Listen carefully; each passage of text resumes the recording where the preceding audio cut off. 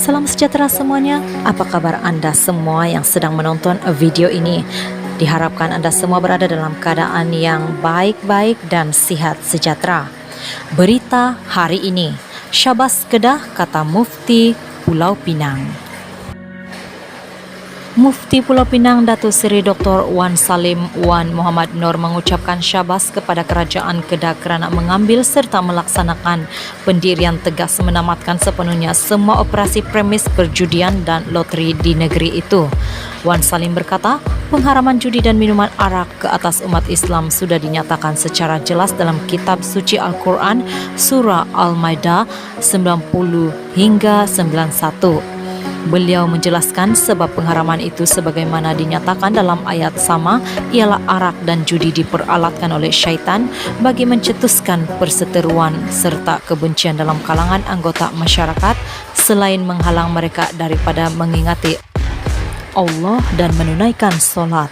Al-Quran juga ada menyebut bahawa antara fungsi utama pihak yang diberi kuasa pemerintahan ialah menyuruh kepada kebajikan, mencegah kemungkaran dan memastikan solat didirikan oleh masyarakat yang beragama Islam, katanya ketika dihubungi kemarin.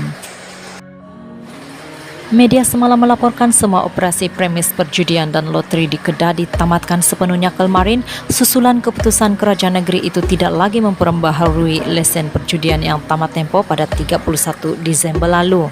Sehubungan itu, Menteri Besar Datuk Seri Muhammad Sanusi Muhammad Nur mengarahkan pihak berkuasa tempatan memantau dan memastikan semua premis berkaitan mematuhi arahan berkenaan yang diputuskan pada November 2021.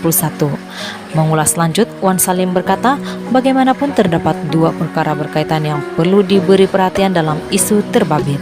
Pertama, beliau berkata hukum Islam hanya mengikut umat Islam, manakala orang bukan Islam pula tidak boleh dipaksa mengikut hukum Islam, termasuk dari segi mematuhi larangan berjudi dan minum arak. Kedua ialah membentras sesuatu perbuatan mungkar perlu dilaksanakan secara berhikmah, ia bagi mengelakkan reaksi yang yang berkemungkinan boleh menyebabkan suasana menjadi kucar kacir serta huru hara dalam kalangan mereka yang tidak memahami sebab larangan berkenaan, bukan saja orang Islam tetapi juga bukan Islam, katanya.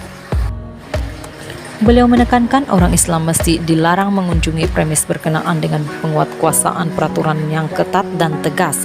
Saya mencadangkan supaya pihak berkuasa agama Islam dengan bantuan polis memantau premis berkenaan secara konsisten. Jika ada mana-mana orang Islam didapati terbabit kegiatan judi atau loteri, mereka hendaklah dikenakan hukuman keras. Jabatan Hal Ehwal Agama Islam Pulau Pinang perlu mempertingkatkan lagi kempen membantras amalan berjudi dalam segala rupa bentuk dan sentiasa mengingatkan masyarakat Islam supaya tidak terbabit dalam amalan haram ini. Peringatan itu boleh dibuat melalui khutbah Jumaat dan program ceramah serta kuliah di masjid dan surau di negeri ini, katanya. Sekian perkongsian berita hari ini. Jangan lupa untuk nantikan berita selanjutnya. Terima kasih.